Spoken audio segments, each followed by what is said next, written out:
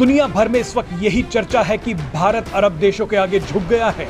Liberal जमात के लोग माहौल बना रहे हैं कि अरब देशों को भारत चुनौती नहीं दे सकता।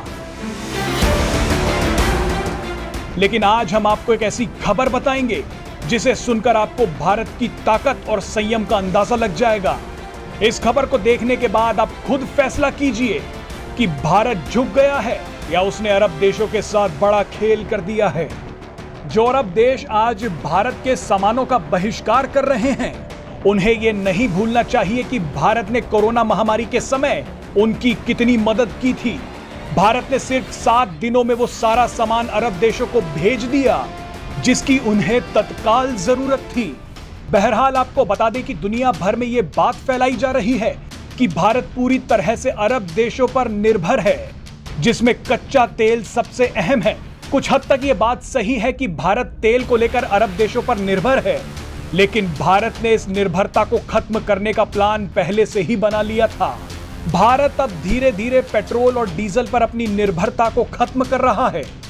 इसी पेट्रोल और डीजल के दम पर ये अरब देश भारत को अकड़ दिखाते हैं, लेकिन भारत ने पेट्रोल और डीजल के विकल्प खोजने शुरू कर दिए हैं।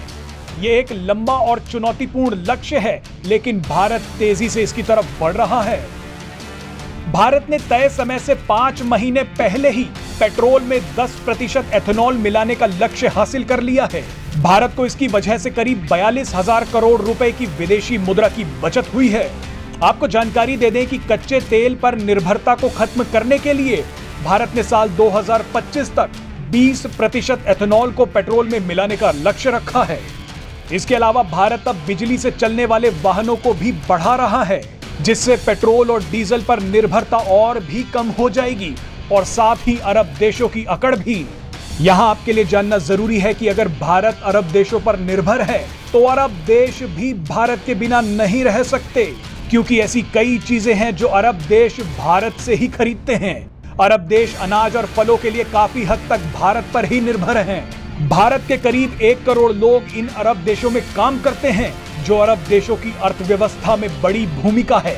जानकारों का मानना है कि आने वाले 10 से 20 सालों में भारत अरब देशों पर नहीं, बल्कि अरब देश भारत पर निर्भर हो जाएंगे।